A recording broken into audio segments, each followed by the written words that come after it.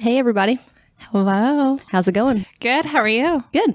We are recovered from San Francisco, but by the time this episode goes out, we'll have, Burlingame, California, not San Francisco. Got to make sure we clear that up. Yeah, we're recovered. My voice is still a little no, you sound good. It's better. Yeah. Way better. It was rough. I had a lot of DMs. They were asking if you were okay because you sounded like you were dying on that episode. I felt like I was dying on that episode. But by the time this episode goes out, people will be like, what are you guys even talking about? Because old news. Old news. Because we have friends today. We do. We have all of our friends here today. All the peeps. We are at a different location than we normally are. Yes. Yes. But it's awesome. This is the best. Like, we're at our friend Josh's, and he'll introduce himself in a minute. His apartment downtown, and it is the cutest thing. Cute and effing adorable thing I've ever seen in my life. It's so cute. It's so well decorated. It's like super hipster. Yeah. I'm very jealous. I'm so jealous because this is everything like I want my house to be.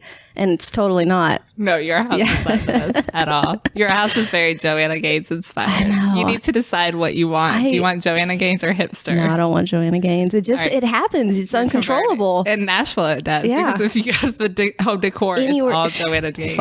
It's all country. But we're getting off topic. Yes. Because we do that. And we're going to let our friends introduce themselves because we're super excited. We have some guests in from out of town who are visiting, and we're going to have a watch meetup here in a bit. So we'll let our host. Yeah, hostess? You're like our third host. We're like a trio of hosts today, right? So we'll let you introduce yourself. Hi, I'm Josh. This is Stuffin' Watches at Stuffin' Watches, and we are in my apartment downtown hosting the Monta crew. Yay!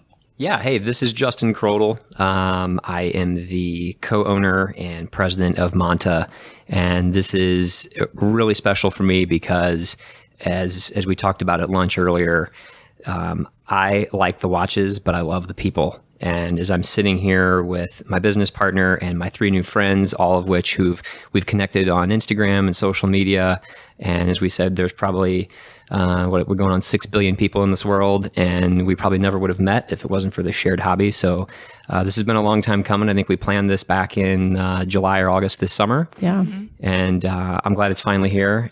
We've had a hell of a time so far, and I know we're going to have a hell of a time tonight. So thank you very much.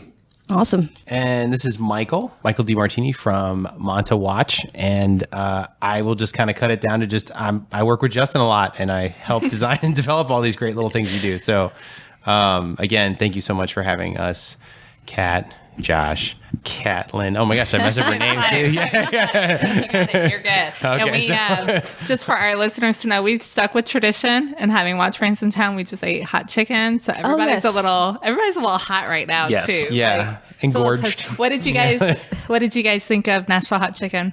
I thought it was great. Josh, strong recommendation. I was looking forward to it, and definitely checked the box for me. Yeah, I felt that I ate significantly too much of it. And I'm still kind of recovering from that after about 2 hours after lunch, and it was fantastic. And I originally thought we would go to a steakhouse tonight, and that has been crossed off the list. Maybe I'll just moan in our hotel room in discomfort how much I ate, but it was fantastic. Awesome. It was really good. And so, full disclosure, I texted Catlin last night because I Googled this place, and I was like, I saw the picture of it just outside. Is this the right restaurant? Because it looks a little shady. Like, we're going to have all these watches. It was in Madison, which, if you're familiar with the Nashville area, Madison's like the sketchy part of town, but it was good. It was awesome. Scale, come on. Totally worth it. Totally worth it. You did good job. Yeah. You know, that is proper hot chicken etiquette, is that you can't go to the swanky place. You have to go, if you don't feel like there's an imminent danger of tetanus or mugging or just general infection from something, then it's not a real Nashville hot chicken experience. Yeah, that's true. I guess that is true. I don't know. We've never thought about that before. But That being said, I'm just glad that all of the watches we put in Josh's trunk are still here. they are. Exactly. I did strategically park in front of the front door with the trunk backed up inside, and I had my eyes on it the whole time. Yes, you did. As we're all taking wrist photos with the food in the middle of this restaurant, That's which fun. totally brings attention to it. But it's fine. We made it. You guys are here. Yeah, we're so And excited. We've like been more excited about this than I think a lot of the things we've done in the past few weeks, because we've been huge fans of y'all for a long time. Just to give our listeners if they haven't heard of your company and your watch brand, do you guys want to or do you have like a little summary? Like, what is Monta? What is Monta? Sure. So Monta was to just kind of travel back in time a little bit, and Justin was kind of semi-involved in this. I began a company called Everest Horology Products, and we make aftermarket rubber and leather watch bands for Rolex, Tudor, and Panerai owners. And kind of our claim to fame is that we curve our straps around the case, the lugs and case, and we spend a lot of time trying to make it easy to install and whatnot. So for the first 4 years of that, or 5 years of that, I have always kind of been in the shadow of those fantastic brands, and I love each one of them overwhelmingly. And I wanted to try and develop something with my friends that was beyond that. That was more than just a watch strap or a cool accessory or something like that. I wanted to create something that was beyond that. And so Monta, the idea was born from Everest, in the sense that we were going to make an incredibly high quality Swiss watch with what I always liked wearing, which was divers, a GMT collection, classy sports watches. And thank God I met Justin, because the truth is this brand probably would not be here without him, because he was such a believer in it. He was the first customer. He was passionate about it when we had fallen on our face after our first watch. And he said, I'm willing to invest some of my hard-earned money into this idea beyond just buying watches. And we were able to kind of take it to the next level. There's a third business partner named David, who is, he's not here with us right now. He's actually retired, but he retired about 2 years ago from the company. And he just kind of let us, we're the lucky ones. We get to play with them all day. But long story short, that's kind of us in a capsule of what the short story is. And hopefully today we can shed some light on what the long story is, or if you guys have more questions about that, we'd love to tell you about our trials, tribulations, failures, successes. So, of course, that tourbillon we mentioned before. Exactly. That's coming out this year, right? Yeah, just you wait. The quartz tourbillon coming out making next a year. tourbillon. So. No, and I think we talked about this a little bit. Your first watch that you produced was a flop. And that's something that, especially, this is not a cheap hobby to be into, but it's also not a cheap industry to be into. And that's something that you guys could have very easily said, look, this is not going to work. Obviously we're not getting the traction we thought. And you guys could have backed out, and you did it, and you pushed through. And now, like, y'all are doing some really amazing stuff. If you guys could see like the spread of watches that are on our table right now, it's pretty amazing for sure. Yeah, I'm not gonna lie. I'm like going through and picking my favorites right now. I know you might. I'm a little change your distracted. mind. You might have to cover this. Well, nobody's talking. We're just looking at watches Staring. this whole time. That's It's great fine. that's great podcast content, Really right? Awesome podcast content. Yeah, if you could only see this. But yeah, anything you want to say about like the first watch that you guys produced? I'll say that, as Mike alluded, I was the first one to order. And I think kind of a quick offset to this story is that I was in a unique position to watch this happen before my very eyes when I was not in the business. And he shared all the renderings with me and the prototypes. And then I placed that order because, as a passionate watch guy and as an enthusiast, I saw the quality that was there and the unique design. And of course, fell in love with the story behind it, which I'm now very fortunate to say I'm part of. And it was just a natural intuition, I guess, that we came back from Baselworld 2017 and we failed. It wasn't working. And in my head, I just kept looking at these watches, particularly the Triumph, which is still probably my favorite in the collection. And I thought, we're going to sell 1,000 of these things. Like, this is a fantastic watch. If we get this in front of the right people and market it the proper way, it's going to work. And in hindsight, it was a big risk, but as most success stories end up, they do require a pretty big risk on the upfront. And here we are, almost 3 years later, and 5 models in, I guess, if you count the time on the Ocean King. And that intuition was right. And it's probably the thing I think both of us are most proud of, is that we got kicked in the face really, really hard. And we got back up and we said, we believe in this. We're going to do it. At 3 years in now, as a business owner, I finally have an appreciation for all those quotes that people talk about. Mm-hmm. It's, no overnight success, that type of thing. Mm-hmm. And now we were just saying last week, man, these last 3 years have been the best MBA I could have gotten from any university in the world. Yeah. So that mentality, that mindset is what continues to drive us. And what was the second model that y'all released? So I guess in order, Gen 1 Ocean King. Okay. Didn't, we sold 150 of them eventually. And then the Triumph pre-order. And then simultaneously at Baselworld 2018, we announced Gen 2 Ocean King and SkyQuest. And then this past Baselworld, we announced technically 3 models, 12-hour Ocean King, no date or time only Ocean King, and then the Atlas. So that's been our progression. Okay. Well, and I feel like, so you guys are from the Midwest, you're from St. Louis, and that kind of Midwest kind of attitude of like getting back up on the horse, that definitely says a lot. But then also that kind of attitude towards quality in your work and craftsmanship. And you guys were talking about, so I was very unfamiliar with Monta until I had actually met Kat. And I remember she had brought a piece with her when we first met, and she had always talked about just put it on, just wear it, just hold the watch, and you'll understand. And when you do, it's a game changer. Like your whole mind will change about these watches. But the quality and the craftsmanship, and we've talked quite a bit about the details that you go through. You do a lot of traveling over to Switzerland because these are Swiss made watches.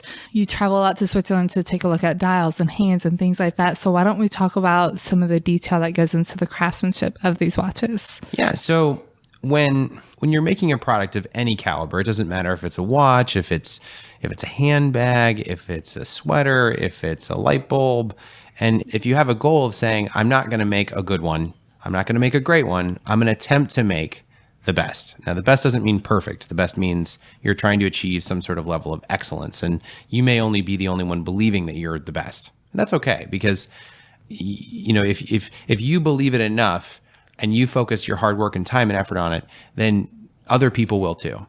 And I mean, not to go quickly back to the Ocean King 1 story, but, when we were all at lunch and eating hot chicken and joking around and like trying not to sweat our minds off about like, oh God, it's so hot. But the reality is that we also talked about something which was really funny, because Josh brought it up specifically, was he thought that it was really funny how some crazy watch brand was going to come out with a $3,500 dive watch on their first watch without an adjustable bracelet, without luminescent material on the ceramic bezel, and that we were going to win. And the truth is that the watch is fantastic. It's still a crowning achievement of the company. However, he is right in that fact that we failed from a financial standpoint. We had to make a big jump and change. But what we decided not to do was we decided not to take and lower the quality. So every single one of the manufacturers except for Eterna was I don't know if they're even in existence at this point, but Eterna was a movement manufacturer that we used to develop that first watch with. We still kept them because they are the best hand maker in the world. They could possibly be the best dial maker in the world.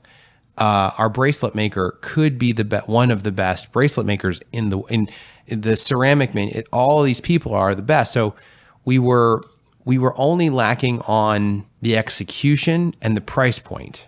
It wasn't really the product quality. However, if you got to watch the soup, if you're a cook, you got to like stir it and taste it every once in a while. So I didn't realize that I was going to have to stir and taste it as much as I have to, because it's like an overwhelming job. I mean, we actually just even in January of this coming year, so when this probably releases, our theoretically fourth employee, if you include Justin and I, are the first two, is going to be a full-time production manager who will be, his real job was a watchmaker, very highly trained watchmaker, and he will be helping us do this because our expectation of quality is way higher than what any watch enthusiast that I've ever met, because we're trying to take the brand far beyond just the enthusiast world. So you have to have that guy who's never touched a watch and say, oh, this is fantastic.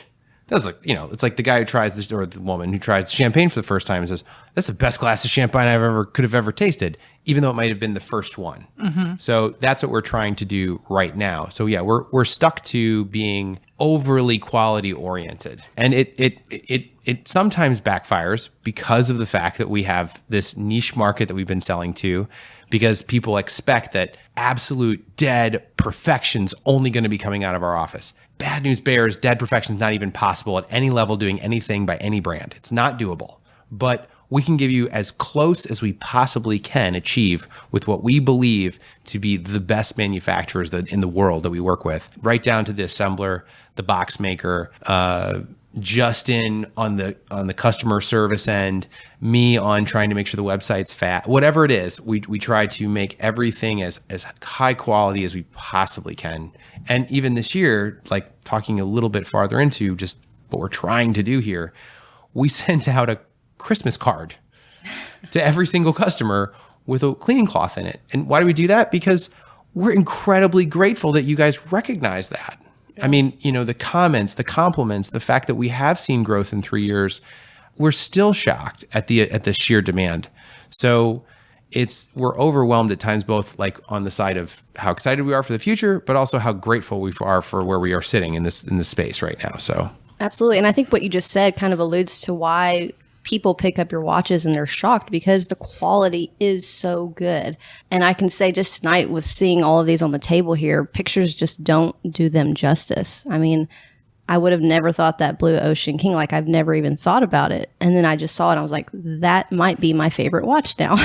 So, yeah, if listeners, if you're listening and you're on the fence about these, you have to see them in person. Try to go to your local watch club meetups. I think that they're spreading. More people are having them now. And yeah, pick one up, try it on, because you're going to be amazed for sure. Mm-hmm. I would agree, because right now your presence is mostly online, but you do have a authorized dealer, correct? We have one authorized dealer, Brinker's Jewelers in Evansville, Indiana, and it was a really awesome and unique situation. The guy who runs the watch department there, Dean Powell, is a very good friend of ours and bought several of our watches as a watch lover himself. And for the last year or so has been just beating down our door saying, I want to be the first one. And we're like, well, we're not quite there yet. If we're going to do it, we got to do it right, be able to support you from an inventory standpoint, from marketing standpoint. And being about a 3-hour drive from St. Louis, it was a logical fit. So we did start with them back in May. And much to our excitement, he's way outpaced the goals that we thought collectively as a group would happen. So it's another encouraging thing for us to see that the market responds really well once you see them in the metal. And that's our biggest uphill battle, is how do we convey this quality as an online only brand via social media? And we can take really beautiful pictures and get reviews from YouTubers and or anyone who's a watch enthusiast, like all of us who are present here. And Josh is a great example. I mean, he's got a nice following on Instagram. He's a fantastic photographer, and we've probably sold quite a few Gilt SkyQuest because of him. So big thanks to Josh for that. But that's why it's important for us to be here in Nashville tonight, is that you guys have a really strong group here. And our goal is never to come to these things and sell watches. That's down the road. It's to get here, let everyone try them on, turn the crown, turn the bezel, see the angles and the bevels on the hands and the markers and the case polishing, and then let them come to the website, call us, email us, DM us, ask the questions, and get the sale that way. Do you guys have any plans for the future as far as bringing your products to more authorized dealers? Yeah, the goal for 2020 we've said is to add 3 to 5. And that's some people, pretty substantial number, going from 1 to 5 potentially. Yeah. And thank you for saying that, because some people are like, that's it? No, like, but for such a small brand, that's a big number. Yeah. And we want to do it the right way. Yeah. So we feel that next year, with the addition of Chandler to help out with inventory and production and QC, it can free up my time and Mike's time to focus more on the growth of the business in that channel. And I have the time to physically go to those retailers next year, onboard their staff, train them, get them the displays, make sure they know what's going on, and then be there to support them. And I think 3 to 5 next year, we can handle that.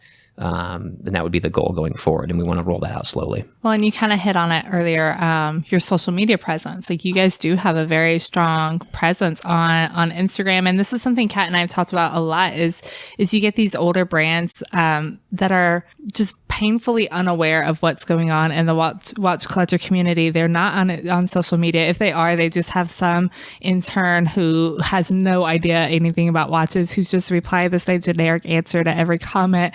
But I've seen you guys even before, like I said, before Kat and I were doing this podcast, you know, I had seen comments and things like that from you guys, and y'all are very in tune with what people are looking for and looking at these watches. These watches are everything people want right now. It's hard to argue. And we've talked about this a few minutes before we started recording, is you make a product that's in demand, and it makes sense. And you can only reinvent the wheel so many times, but you make it's clearly Monta. Like, it's inspired by a few other things, which all of them are. I mean, we're all just basically wearing the same watch, just a little bit different, totally, essentially.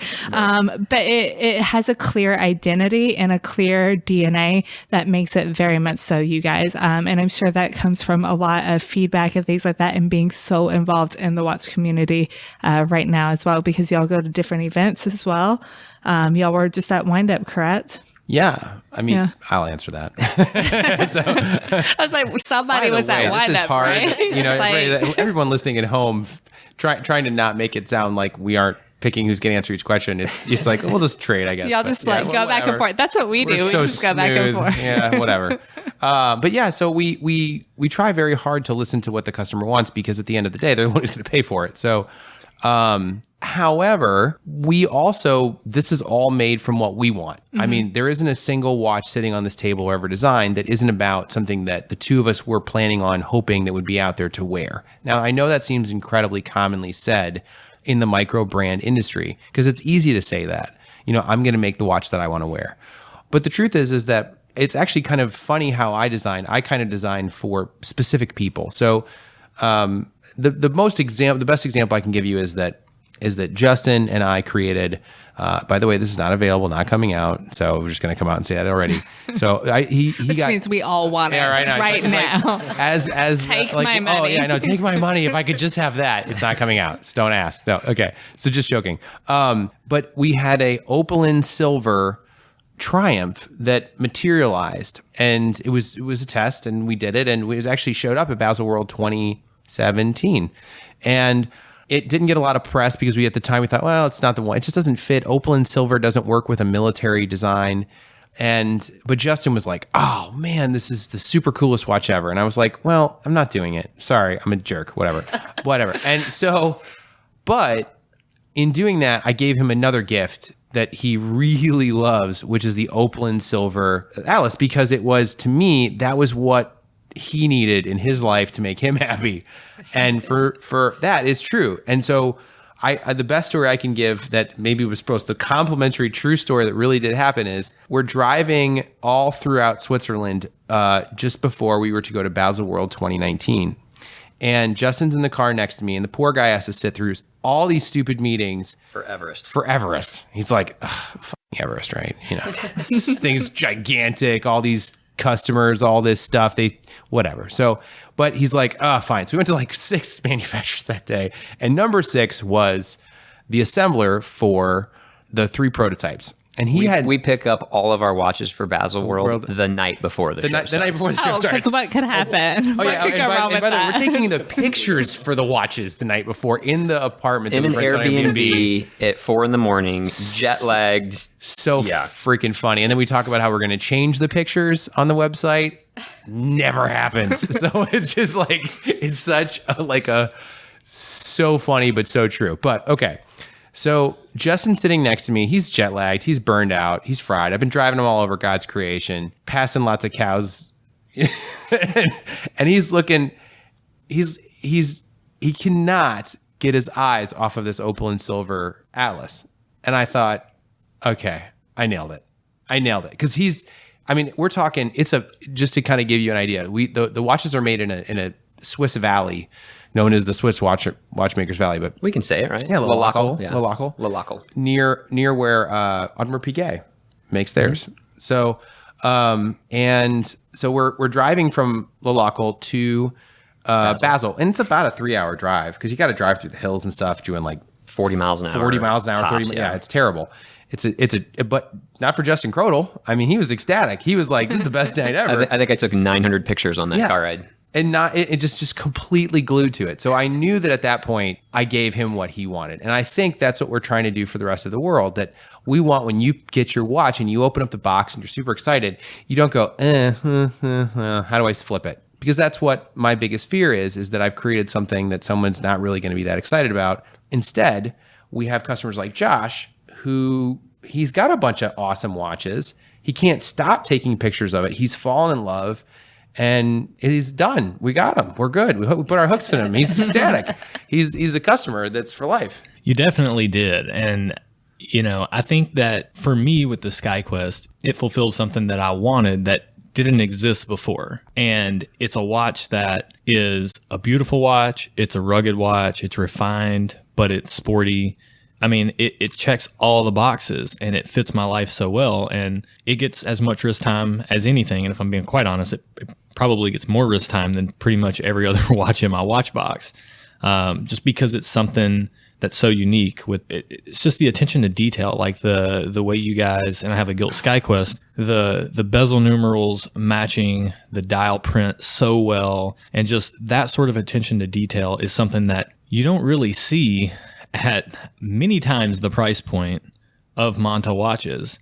And I know we were going to maybe field some questions from Instagram here in a little bit, but if I had to ask one question, it would just be that level of attention to detail is something that I just don't see in most any brand 2, 3, 4 times the cost of you guys. And like, where does that come from? Like that, it's just such a level of finishing in a sports watch that you just don't see out there. What I wanted to say first, and I'll let Mike answer that because he is the designer and the creative passion that really comes up with these, is number one, this was a brand started by 2 watch enthusiasts, not 2 business guys who saw an opportunity in an industry. Makes sense. Yeah, I mean that's really where it comes from. And number 2 is, like he said a minute ago, is listening to the market, listening to the customer base. And the Atlas is the best example of that. And I've said this before that we listen to customers saying, we love the Triumph. We love everything about it. It'd be kind of cool to see it without the numbers on the dial, because some people think that's a little too much, for example. Or they say, man, GMTs are really hot right now. I don't have a GMT in my collection. And then the third thing that we were hearing over the last 12 months was, we want to see you guys do a dress watch. Well, I don't really wear a suit and tie that often. I don't have a need for a dress watch. I like to think that everything we do, as we say, can go from the beach to the boardroom, because you do have that exquisite finishing. The size is right. It's not too big. And it's got the functionality of being able to change to a rubber strap or change to a leather or NATO. And so those key elements is really what drives Mike's creativity and his design process to listen to the customers in the market and come up with something that fits that. We also create things that we really like ourselves. But as I said in the beginning, as 2 passionate watch guys, our interests really align with what all 5 of us collectively in this room like to see from our favorite watch brands. Yeah, I mean, at the end of the day, I mean, when you think about it, there's like, you go into a room at Red Bar and, let's say there's 50 people there that night. And, you're going to kind of see the same thing redundantly over. You're going to see a couple Submariners. You're going to see a couple Seamasters, Speedmaster probably. Speedmaster's probably the more hot one right this minute. You're going to see like maybe a Patek or 2 roll up in there. You're going to see hopefully a Monta or 2. You're going to see a Helios. And you're going to be like, okay, so people are showing up wearing the same things. Same 50 people are all across the country. And it doesn't matter if you're in San Fran like you guys were last week, or you're in New York, you're in Nashville, St. Louis, or you're in London. At the end of the day, there's just like a certain idealistic style that we all kind of like, I mean, we all like pizza, right? So, I mean, we're all going to eat, right? We're going to eat pizza. I mean, some of us happen to like pepperoni, some of us don't. But so you kind of have to say to yourself, well, yeah, I mean, I'm going to make a really good thing that's going to have my own, or I really say our, because I ask Justin a lot. Sometimes it's more of I've created 3 ideas with Eric, our other designer, and which is your favorite? And then sometimes we debate for weeks on things, and then we go with it in the end. But like, yeah, I really think that the Atlas was kind of the culmination of where we're going, because it's I mean, the Atlas has actually been a fantastic watch to really explain what's happening in our business right now. Because, for example, Justin and I thought we'd sell a certain amount of Atlases. When you kind of compare it to, we're gonna compare it to another brand's example, because it happens to be on the table, which is the Rolex Explorer 2. The Rolex Explorer 2 is a GMT-based watch. It's actually not a big seller for Rolex. Still great, still fantastic, but doesn't really move. The GMT Master is probably their better, more popular seller watch. And if you ask most guys or gals and you say, do you want to Explorer 2 or do you want a GMT Master 2? I'd say 9 out of 10 are probably going to lean towards GMT Master 2. So we thought, well, we're going to come out with the Atlas, and even though we're fulfilling these needs that we believe that they're out there, it's probably going to be the low seller. It's probably going to be the one that gets a little hype that first week or two, but maybe it'll, we're kind of somewhat doing it for ourselves. Wrong answer. Total surprise. Completely opposite of what happened. It skyrocketed number 1. It's basically stayed there since the beginning. We don't know why. Maybe it's the fact that there is that need for the GMT that people are really wanting. Maybe it is the fact that people are looking for more of a toned down 38.5 millimeter thin, under 11 millimeter thick watch. It's like 10 something. Maybe they want dressier watches. We're not exactly sure, but we sure did hit the nail right on the head, because if you go on the website right now, and this is in December, 2 models are gone. The charcoal and the blue are gone. And the Opalyn Silver is probably going to go by the end of the month. And then we're probably a few weeks out from getting the next batch, if we're lucky. Maybe it'll be the end of January, maybe the end of February. But my point in all this is, it's unexpected that we all happen to really like the same thing so much. Like I said, if you go to a pizza place, you're going to find that cheese pizza is the big seller. Surprise. But we didn't know it was the cheese pizza. Yeah. Well, and I will say, from my perspective, that watch is probably the most versatile in the collection from a woman's standpoint. It's sporty. I could easily put on a dress and wear that and it'd still go. And I think that's probably why so many people, like, I remember when y'all released this watch, how much feedback it got. It was phenomenal. And there's a reason why, because it goes with everything, whether it's the black or the blue and even the silver. But I mean, I love it. It's one of my faves for sure. I would agree. So we've talked about you guys having the watches that are selling out, things like that. What is distribution looking like maybe for next year? Because I know that, and this is a problem, not necessarily a problem, it's a great problem to have for sure, but for enthusiasts, it can be a little bit frustrating. So going into next year, what are the plans as far as distribution to maybe have a little bit more in stock, or to be able to have things more accessible? Yeah, I mean, I don't want to hog this one, but I'll just, we're going to probably spend even more time over there trying to force the manufacturer to go more and more. Like, I have unfulfilled purchase orders on almost all the parts. So it really is just squeezing these fantastic people, these artisans, to produce what we've asked them to produce faster. And you know what? This is an industry whole at this level, or even beyond, above this price point right now. I mean, Rolex is the best example. Everyone makes fun of them, beats them up, saying you can walk into a Rolex boutique and it's a Datejust house. Yeah. And you know what? I feel their pain. Justin and I have that. We know what they're going through. You can't buy a GMT Master for a reason. It's not because they don't want to produce them. Of course they want to produce them. They're in business for profit. It's they cannot keep up with the demand.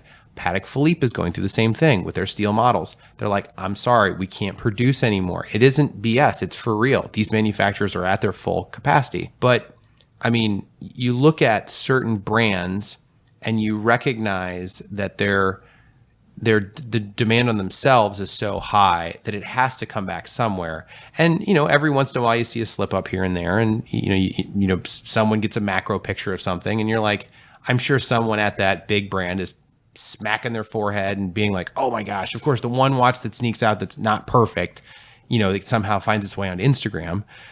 to stuff and watches with his incredible photography. Oh God, that guy. Oh jeez. So Do you guys like triple check the watches before you send them to Josh? I'm sure, just to make sure, because you guys know.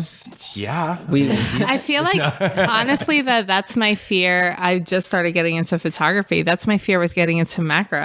Josh sold me my camera. He sent me some lenses, and one of them was a macro lens. I haven't ordered it because I'm so afraid that I'm going to start getting into it and noticing every little detail that's wrong with my watch. And once you see it, you don't unsee it. Yeah. So I would say that, I mean, that's definitely not the worst problem to have, in the sense that you guys don't want to overly rush your distributors, the dial manufacturers, the hand manufacturers, because perfection is key, especially when you are at a higher price point. There's a lot of competition. There's a lot of competition for any price point.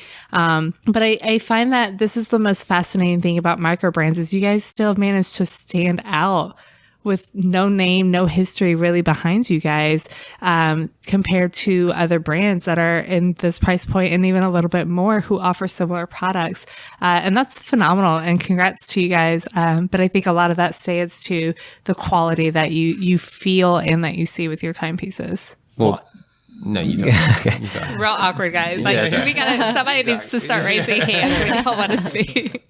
Well, thank you for that. And ultimately, that's the goal at the end of the day, is we want people to love their Monta watch because of the quality, because of the attention to detail, because of the connection to the brand. And along the lines of quality and that what you mentioned there is, I got a DM from a Triumph customer a couple weeks ago, and it was really quick and to the point, but so well said. Is he's gushing about the watch, the fit and finish and everything about it. And he says, I'm a believer that perfection cannot be achieved, but excellence can. And that really stuck with me. And I shared it with Mike in a text message, and I was like, this is kind of what we're doing. These are handmade, very high level products. And no matter how hard you try, sometimes you're going to find the tiniest imperfection if you look hard enough. And no matter how hard you QC. And so that's the perfection component of it. Where the excellence component comes in is how we fix the mistake. We're going to make mistakes. We've made mistakes. We're going to continue to make them.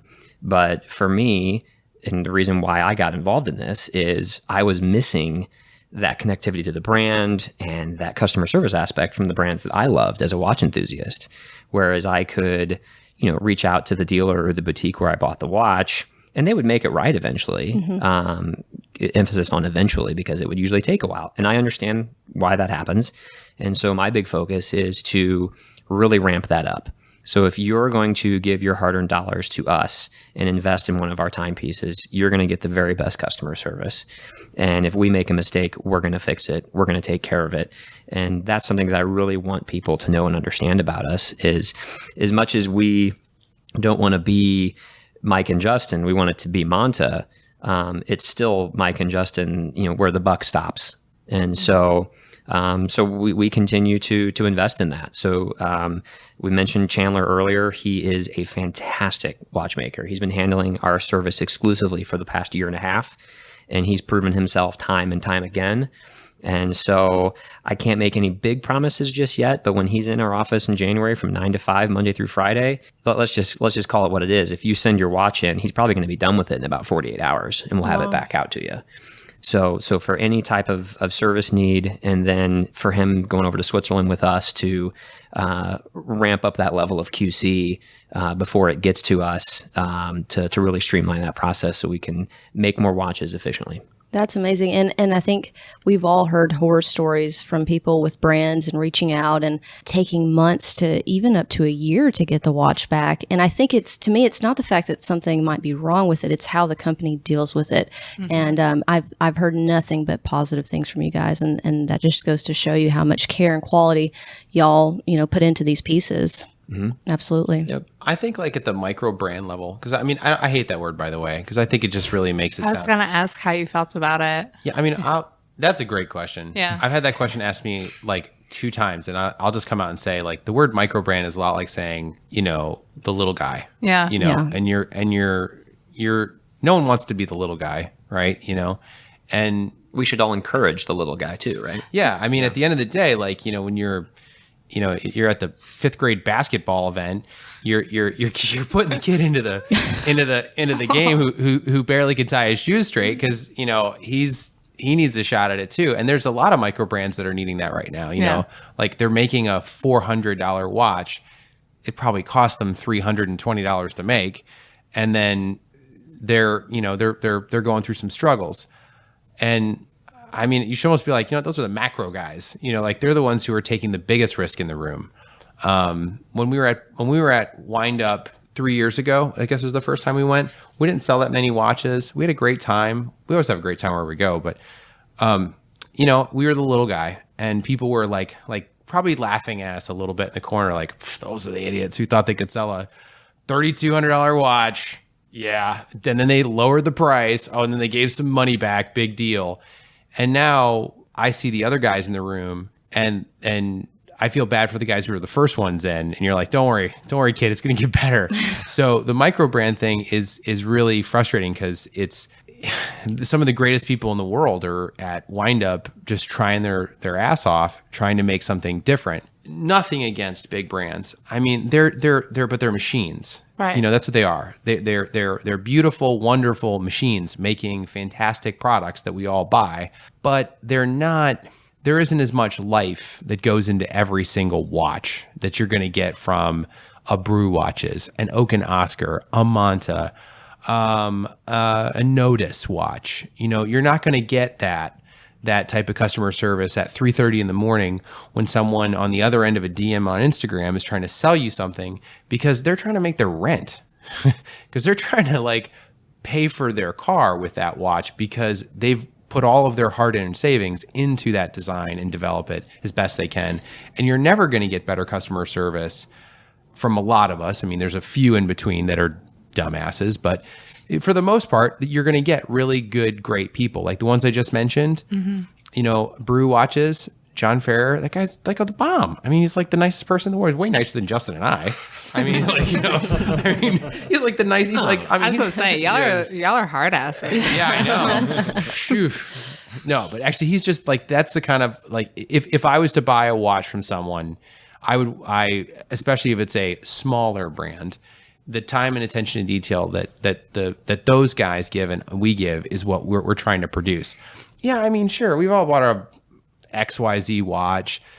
Something's wrong with it. There's a piece of dust under the crystal that you couldn't miss from 20 feet away, and you send it in and it takes 6 months to get back. Are you kidding with me? Yeah, that's absurd. But why was that? Was it because they didn't care? Maybe not. Maybe it was more just like they're just overwhelmed. Like, for example, Rolex is overwhelmed right now. Like, they're overwhelmed. I have completely seen it and indirectly seen it that they're overwhelmed. They cannot meet the demand. They can't even come close to meeting the demand. And I feel for them in a weird way. Yes, they're billionaires, but yes, they can't. They're making people mad when they're trying their hardest. Or, Omega coming out with a couple great pieces in the last 6 months and trying to deliver on those pieces. That titanium watch that they came out with that is fantastic.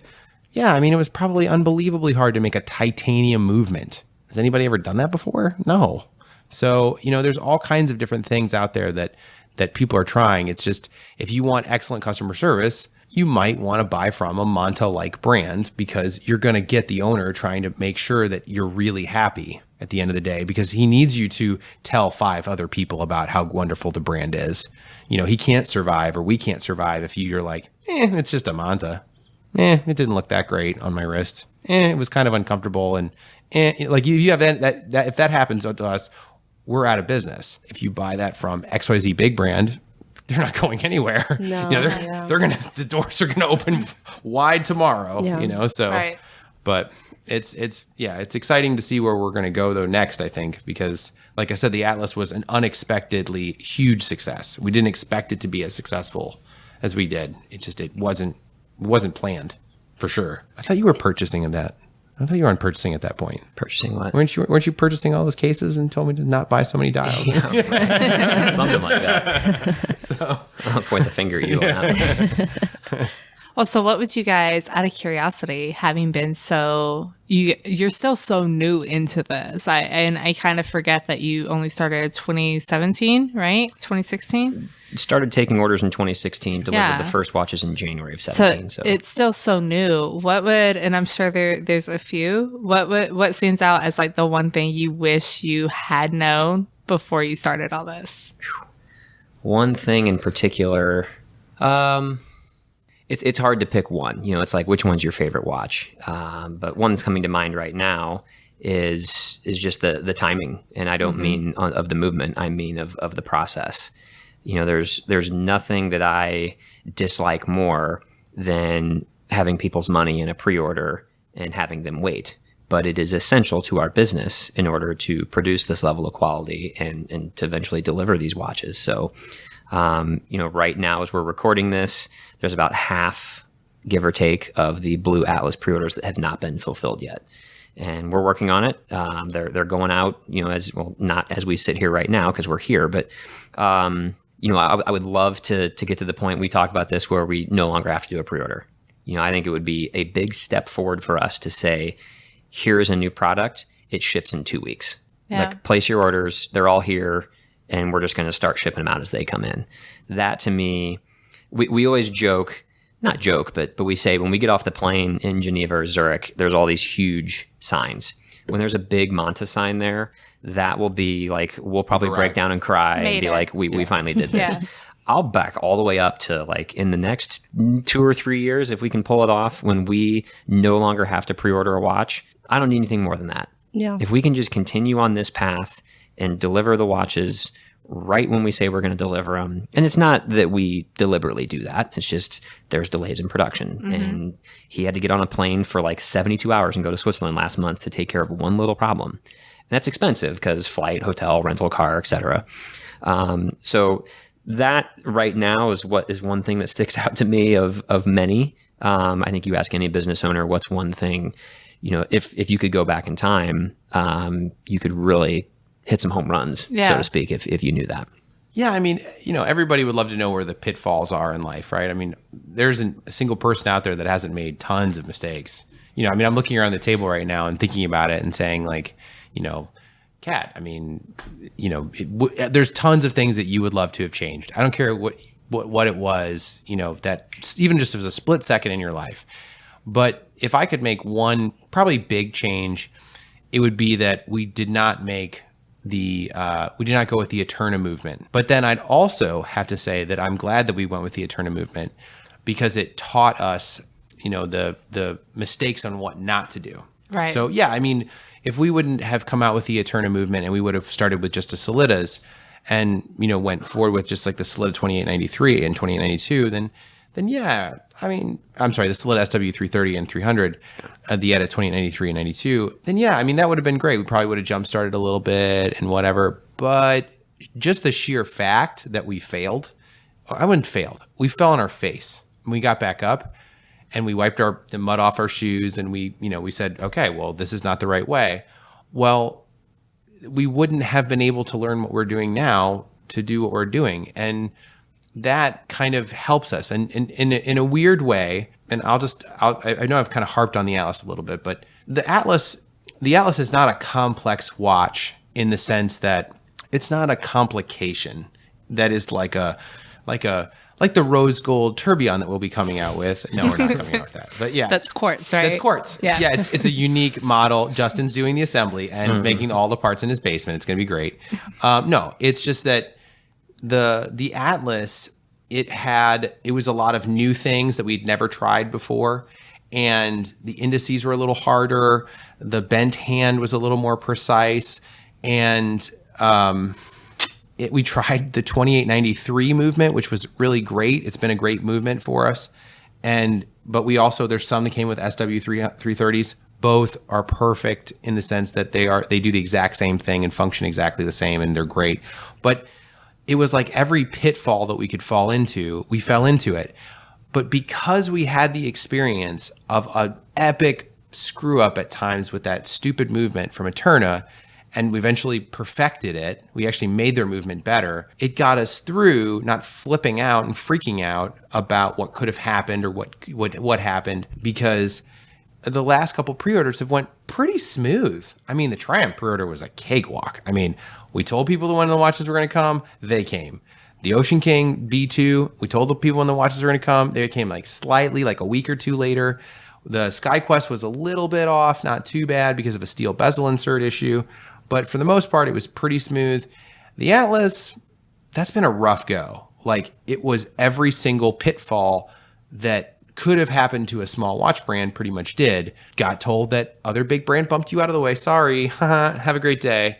Or, oh, the hand manufacturer did a really good job on this, but then made this little error. Okay, well, so the dial manufacturer printed the wrong color. Oh, okay, great. That's fantastic. But if we wouldn't have had that experience in knowing that it's all going to be fine, the two of us probably would have shot into Pluto. And that's where I think we shine right now, is that we're getting over those things so smoothly. And the customer base hears calm, collected thought process on the other end of the phone, knowing that their money hasn't accidentally been spent on something wrong. No, don't worry.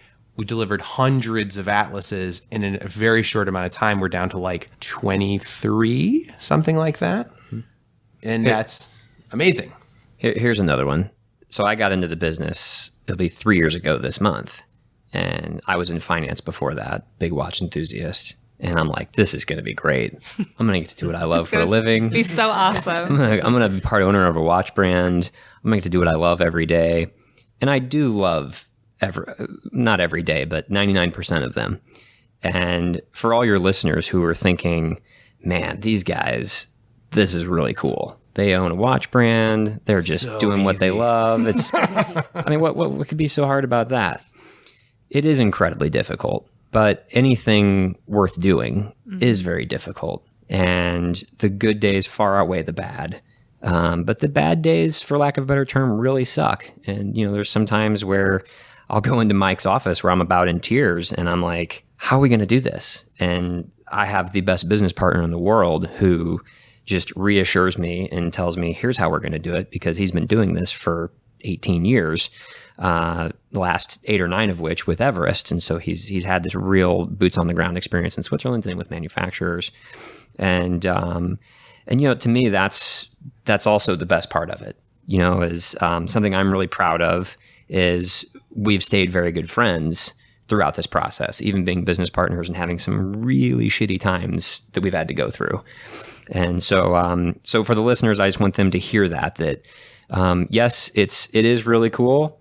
But it's, what's the old saying? It's not all rainbows and unicorns or whatever. Maybe there's a dirtier terminology you want to use to that, but that is something that I never fully expected. Yeah. That just how difficult it would be and the highs and lows. But at the end of the day, the culmination is very, very gratifying. That's awesome.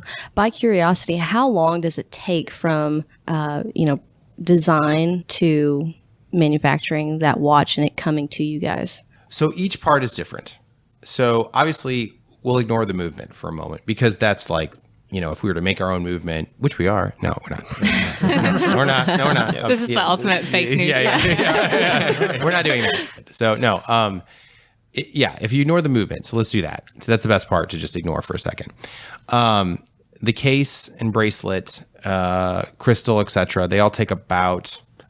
The design period is really long, but it's sometimes it's 5 minutes, and you just snap your fingers and you think about it and it's there, right? So that, you just think about it and then you go to the CAD, you go to the hand drawings and you knock it out. And sometimes that happens that fast, where it's like, is that something that you do yourself? I have at times had to full out draw CAD parts. I went to school for finance and economics, and then I ended up somehow found myself being better at CAD than and I don't do it as much as I would like to, because I have to run a business. But yeah, we have a full CAD designer that works with me, and then sometimes I'm editing his drawings. There's a lot of hand drawings and sketches and things like that. So we go back and forth. But so let's say that's done. That might take anywhere from 15, 20 minutes of my time to like months. Like the next model we're releasing at Baselworld this year, it's been a culmination of months and months and months and months. And we're doing some things differently. I won't go into what they are, but I'm going to just come out and say it's not a chronograph, because everyone's like, are you going to come out with a chronograph? And like, no, we're not going to come out with a chronograph because I don't have a movement yet that I like. And he doesn't either. So we don't. And if Dave was here, he'd probably say, I don't know anything about the chronographs that you guys like, but I don't like thick chronographs. How about that? So can't find one yet. We're going to get there, probably the 2894 if it's possible. So it takes about 120 days, 150 days for a prototype to be made from a case and bracelet maker. Hand makers are a little faster, maybe 90. Dial makers, it's a little tougher because they're like making art. It can be 2 months. It can be 6 months. Yeah, it can be 6 months for them to get you this example. And so, so the prototyping time is, and then you assemble it very quickly and get it to yourself and whatnot. And so, sometimes it is like the last second, the day before Baselworld, we're walking in and being like, whew, okay, good. The rendering looks like the watch. We nailed it, guys. So, but it happens. And here's the funny thing is Rolex, Omega, Tudor, Blancpain, every single one of those brands is the same situation. like I know people who work at those brands and they're like, yep, it's like down to the minute. Like the movement doesn't function. You can't even set time with it. Yeah, it doesn't work right now. Okay, great. What do you think? It's only going to be on display for the whole world to see. No big deal. It's fine. Why? Yeah, and they put it behind 18 feet of glass so that no one can touch it, and like there's no macro photos or anything like that because they don't want you to see the whoopsies that they did to get to that point before you hit production. So then when you do approve everything, then it can take anywhere from 120 days to, with the dial manufacturer, was 7.5 months. Wow. Yeah. Wasn't supposed to be. Yeah. They told us it would be, which it's the first time they just 3 to 4 months was the quote. And then of course what's even funnier is that we'd made the color Monta blue before countless times. Couldn't seem to nail it. Well, thanks guys. But hey, they eventually got it. So So with Baselworld being pushed back this year to starting May 1st, you guessed it, we'll still be picking up the watches April 29th. That means you have plenty more time. Yeah. I mean, of course we're coming in the 29th, hot on the 29th. Yeah. So, but it'll be exciting and fun. But it's actually, in a weird way, it actually makes everything more fun. That you're getting that moment that you see it just when the consumer sees it. Yeah. So that does not sound just fun. as excited. Sharing the excitement. Yeah, we're sharing in that moment. So, well, it's not necessarily fun, but it is human, and I think that's pretty cool that you guys can be as open and honest as you can be about the process. I mean, I don't think that's anything that some of the bigger players in the Swiss industry are necessarily going to cop to, but the struggles that you guys have faced are the struggles that a lot of brands face, and it's very easy to just kind of sweep all that under the rug, but to work through those things and then still to deliver a product that's on such a high level. Like for me personally speaking, being a photographer and getting in here on a macro level, or if anybody ever goes hands-on with your watches and has access to a loop, and if you don't, just look at photos or go to YouTube and check out Horology House and their video that Chris did on the Ocean King. And you'll see that despite all this, you guys persevere and come out with something it just doesn't make sense to be this good for this price. So yeah, thanks, man. Yeah, that's the best compliment that we can get. I mean, and what's really sad is like we're at a point in our business where we can't do this anymore at this price point. Like it's the truth. I mean, next year we got to raise prices. There's nothing I can do. I mean, I actually almost tear up thinking about it because I want to deliver a good price. I want to deliver a good product, but I mean, we can't afford this. So we're making money. We're not going broke, but we can't do what we want to do and just keep on charging $1,550 for a Triumph. I mean, it's not possible. I mean, go into a big branded store and show me a $1,500 watch. Yeah. Absolutely, so we were talking this week before we got on the plane this morning, and we posted a story on Instagram several months ago. So this isn't like a huge spoiler, but we found a Swiss manufacturer who can do our logo applied on the dial. It's a little bigger than what it is currently, but it would be physically applied on the dial. And it's really expensive. And I kept telling Mike, I was like, we got to do this. Like, keep setting the bar higher. This would be another kind of feather in our cap. And he's like, we can't do that at this price. There's just no way. And we obviously can't go into the details of what all the components cost. And yes, we make a margin, we make a living. This is how we do this. But it always, bugs me a little when I get emails or comments like, man, I love your watches. If the Ocean King was just $1,000, I think that'd be a great price. I'd be all over it. And I'm like, well, yeah, $1,000, we're not making any money, so I can't do that. This is not a charity. And so to that point with the quality, I really want to, see if we can get there. And I know we'll get there, but the way we get there is we do have to raise prices so we can continue to blow people's hair back with the new things we're coming out with. Yeah. I mean, my hair is blown completely back, all the way back. Yeah, I mean, you can't, it's easy to, look at specs on paper and to kind of, I think it's like bench racing. Like I used to be a big car guy and like what actually should be and what actually is are two totally different ball games. And so you can say, oh, this watch has this movement or this watch has these specs. And, here's a Monta with this movement and these specs. And here's a, other watch with a comparable movement, these specs, and one is $1,900 and one is $900. And I can only speak for myself as a pure hobbyist and an enthusiast that I've had the opportunity, thankfully, to handle a lot of different watches over the years, and I've been in the hobby for quite a while.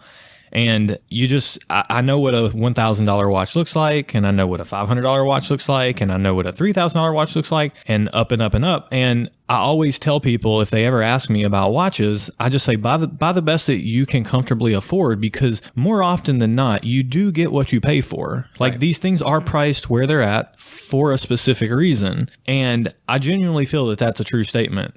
I can't think of many brands out there that defy their price point. But there are a few, and I consider you guys to be one of those brands.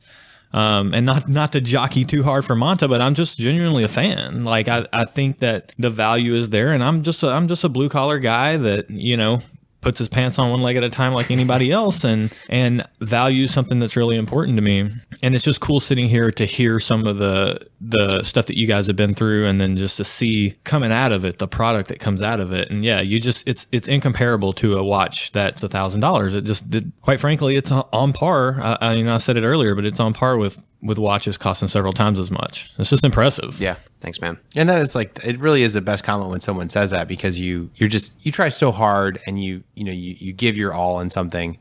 And I mean, like Justin said, like it isn't always this, but 99 out of 100 days, it's fantastic. Like it's super great. It's just that for some weird reason, we had to have like all the bad days when we should be ecstatic about this Atlas kind of coming in. So the last couple of weeks is just really frustrating because people they call in and they say, oh, I've been waiting 7 months for my watch. I'm so mad about it. And you know what? If I was them too, I'd be mad about it. We totally get it. I get it. I'd be pissed. However, I mean, it just is really not easy what we set the bar way higher than you would normally think. And I could go into all the little details. They're kind of boring, but they're really there. But I think that the really exciting thing that we're going to try and do in this coming year is to fix that problem. And I think that's really the best thing we can do, because I don't like looking at our website and seeing so many watches out of stock. I mean, that's infuriating to me. Gilt, SkyQuest is gone. Atlas, 2 of the versions of Atlas are gone. A green Triumph, like poof, out of nowhere. We said, oh, we're not coming out. We're not going to redo it. Sell 20 of those. Snap of a finger. That was crazy.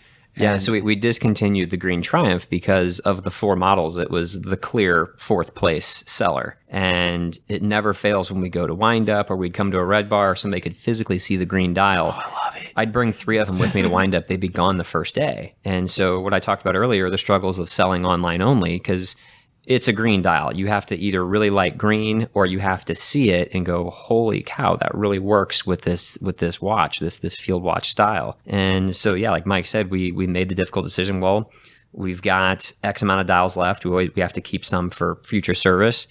And here's how many more we can make. I started putting it out on Instagram. We sold 10 of them in like 2 weeks. And then we, called Switzerland. They're like, how many do we have left? We do the math. We're like, okay, we can sell 5 more.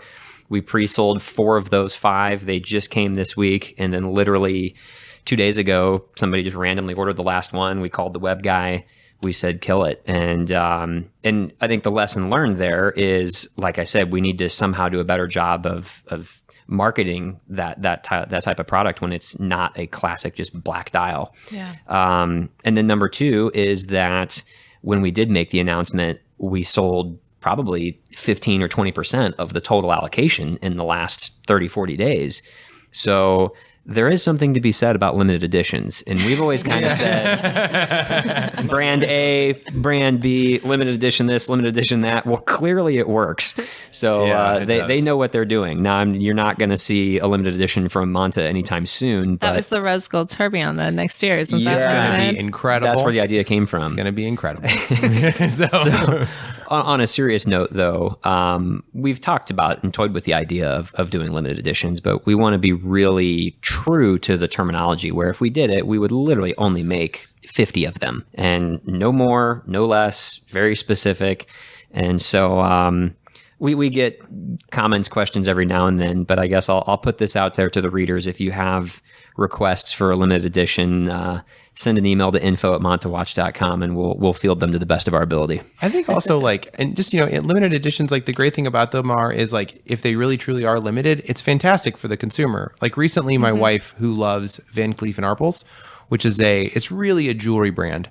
But they do some amazing watches. Mind-blowing watches. Yes. Yeah, I mean, you talk about hot horology, that's what that is. I mean, their women's lines are not just, they're amazing. I mean, their artistic creativity, their painting ability, I mean, they're just their gem setting is over the top. I mean, this is work of art. This is not a timepiece. This is not a piece of basic horology here. This is truly amazing quality.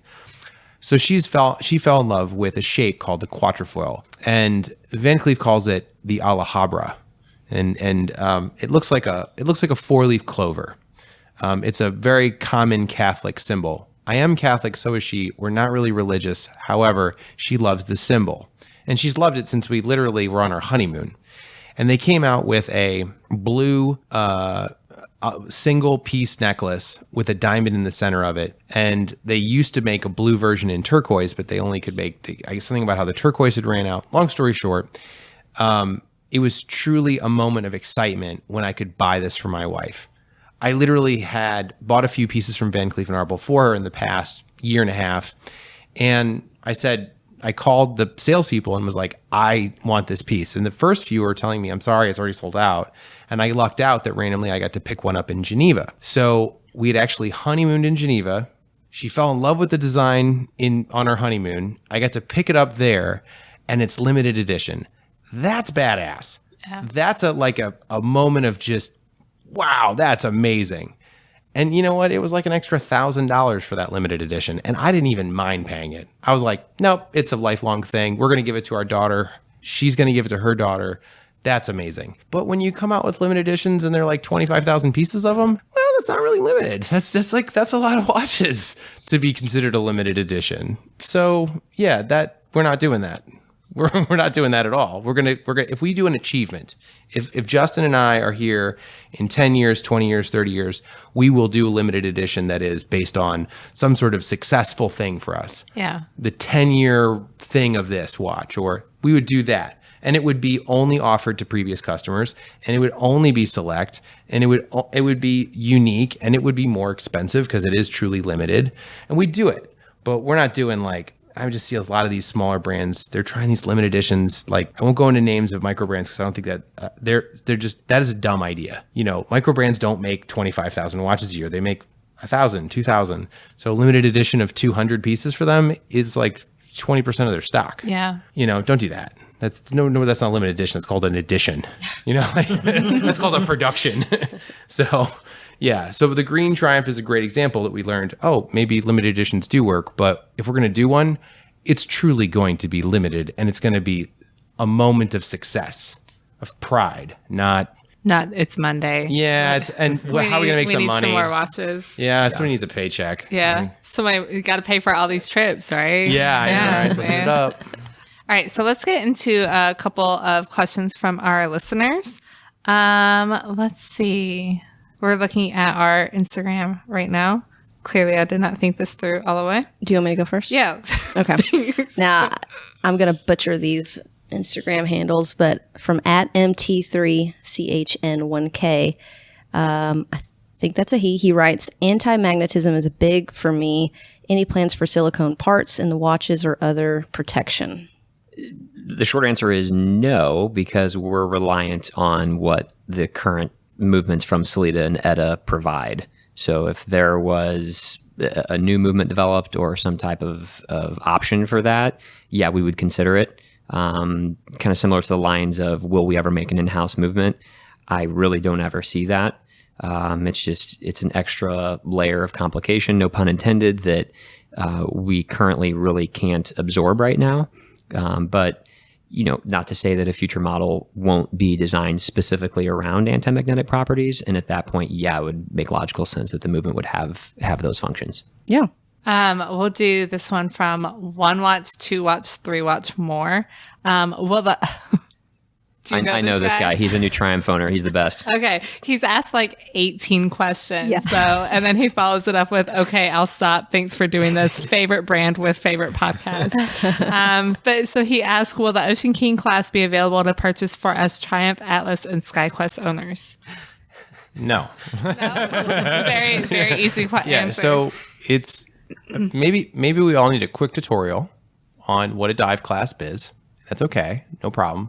So the purpose of a dive clasp is so that it goes over a neoprene suit, and when you go lower into depth, that suit shrinks and then you reduce the size of the bracelet. If you don't do that, the watch would shift around on your wrist. So it doesn't make sense for us to offer that on a diving watch and also a field watch. It's counterproductive in design language. So the short answer is no.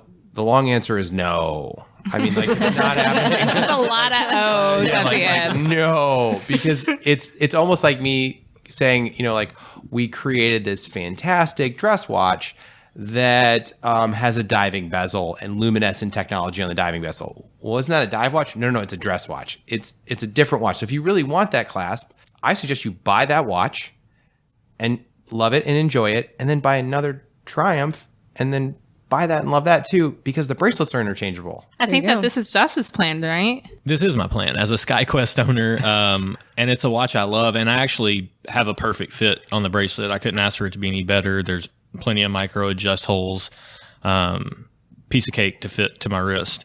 But I do want an Ocean King as well, and have plans on ordering one. And I'm glad these guys are here with a slew of watches so I can actually see the dial colors, because that's what's been holding me up. And now I know which one I want, and I'm going to get an Ocean King, and then I can have the bracelet interchangeable if I want. Piece of cake. Yeah. Is it my turn? Yeah. All right. That's how it works, back and forth. That's all right. That's right. All right. So next question is from Sumitas Mentis. They write, why black on black for the silver Atlas Rehot? Kills the watch for me. Oh, yeah, sure. Do you want me to tell this one, or do you want to go with it? So the Rehot on the Opal and Silver Atlas. Sorry, I was thinking charcoal. So the Opal and Silver Atlas was specifically in response to customers saying they wanted to see more of a dress watch vibe. And so we did the darker Rehot with the black numerals so that it purposely was subtle and wasn't as obvious, but was also still there with the 24-hour printing available. And with that opal and silver dial, it gives it more of that dressy vibe as opposed to the other two that have the white printing that's way more prominent. So that's a great answer. More of a just trying to give someone a more dressy feel, but still retaining the sport watch mentality. Absolutely. Yeah, that makes sense. And if you notice, the GMT hand also matches the dial. So it's we're intentionally attempting to hide the function of the GMT piece. This isn't, again, it was designed for Justin Crodel and his love for a very specific watch. So I tried to take his love and produce something into that and fulfill also all these other prospective people's wants, which is a dress watch. So yeah, it doesn't kill it for a lot of people because it was a huge seller. Yeah, absolutely. So, I mean, people loved it. But if you want to see like more of a very, very, you defined GMT function, definitely go with the charcoal or the blue, which is also fantastically dressy. My turn? Mm-hmm. All right. So I have a question actually, because I know in speaking to you guys are so involved with every little detail with Monta.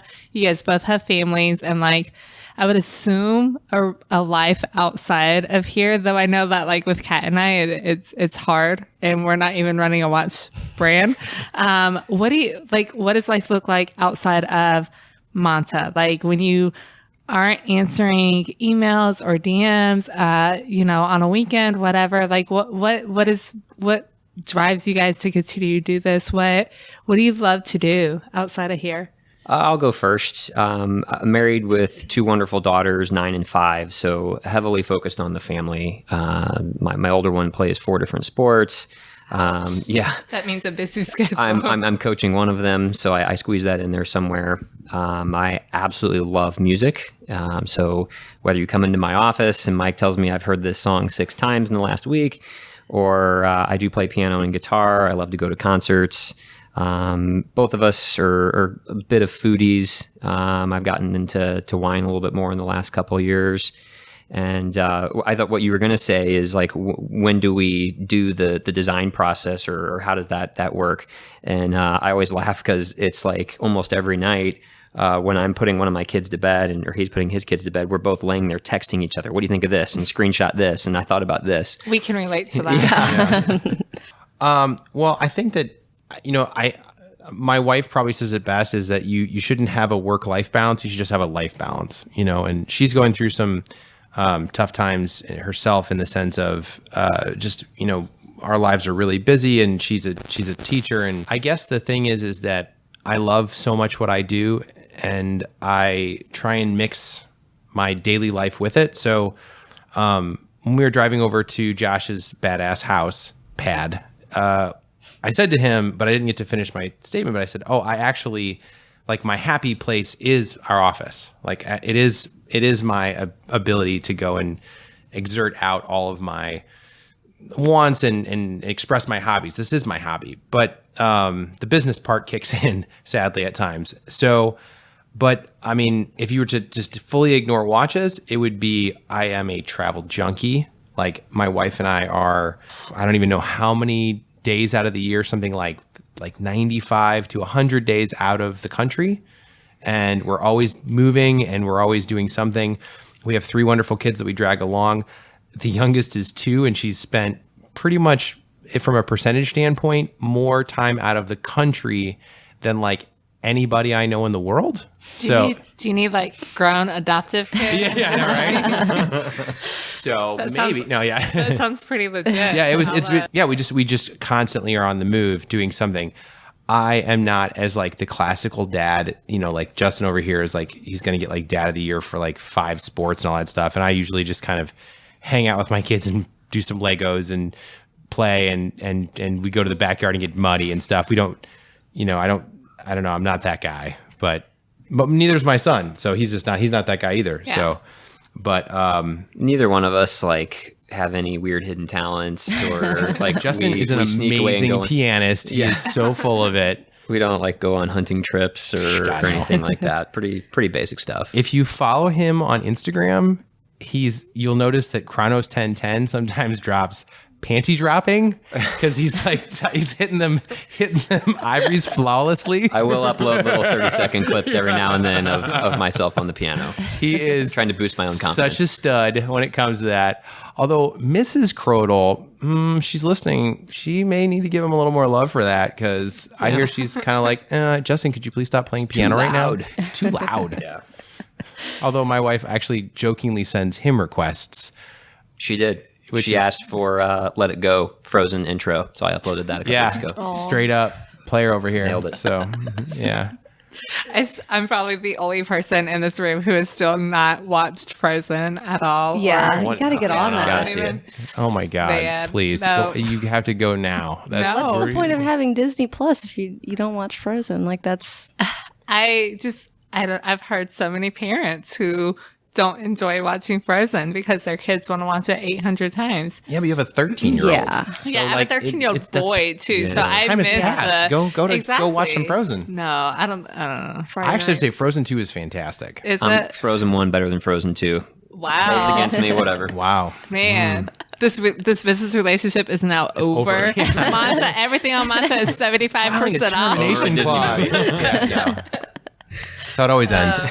Man, no, this has been awesome. Yeah. This has been a lot of fun, and we're so excited that you guys came down to Nashville, and can't wait for y'all to meet some of the rest of the Watch fam this evening, because there's a lot of talk about you guys. There is. for sure in this city. The hype is real. It is Like, so many people are excited about y'all coming. I mean, more than I could say, like 80% of brands I can name off right now. I think more people are excited about Monta being here. for sure. Yeah. We're thank you. incredibly grateful for that. And as I said earlier, we've felt it from our end, just the amount of excitement from email and DM and the comments on Instagram.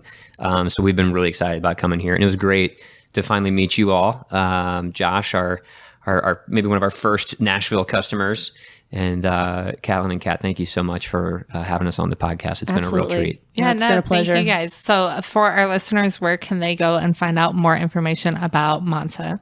Yeah, I mean, if you happen to live in Evansville, Indiana, you can go to Brinker's Jewelers. And if you don't, then you need to go to montawatch.com, and we've got everything there.